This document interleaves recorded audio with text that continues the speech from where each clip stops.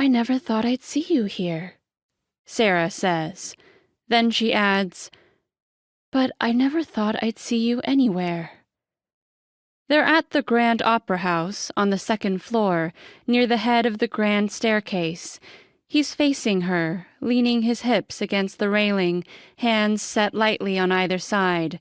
Beyond him, in the high open space of the atrium, hang the glittering crystal chandeliers, frozen starbursts.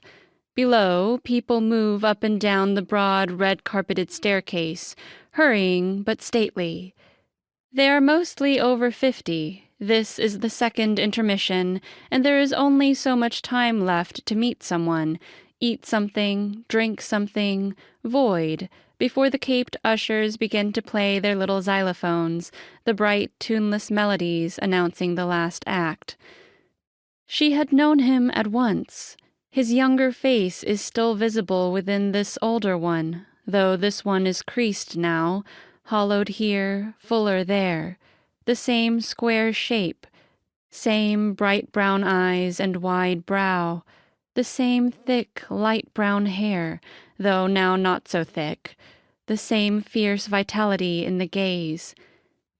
I always thought I'd see you somewhere, he says. He looks directly into her eyes. He'd always done this, looked straight into her, as though she were important. It had always unnerved her. You look just the same. She smiles but shakes her head. You know what I mean, he says. You do, your eyes. They had been close at one time.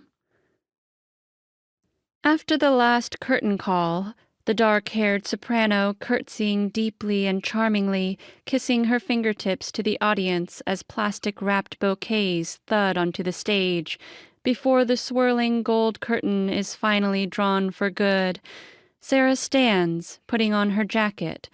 She buttons it as she inches her way across the row of seats to join the slow scrum in the aisle. She glances around for Warren, though he'd told her he was on the other side of the house. Almost as soon as they'd met, the little xylophones had begun their atonal melodies, and they'd had to part. He'd asked her to come out for a drink afterward, but she'd said no. She'd said it would be too late. Actually, it had been too sudden. She couldn't decide in that moment if she wanted to sit across from him again, letting him look into her. He asked for her email address, but he hadn't written it down. She thinks he'll forget it. It's so easy to forget those addresses, which seem in the moment so obvious, so unforgettable. Clara 38 at whatever. But they're also so obvious in all their other iterations, too. Was it Clara 39 at somewhere else? Or Clara B 38? Hers is simple and obvious. She thinks he'll forget it.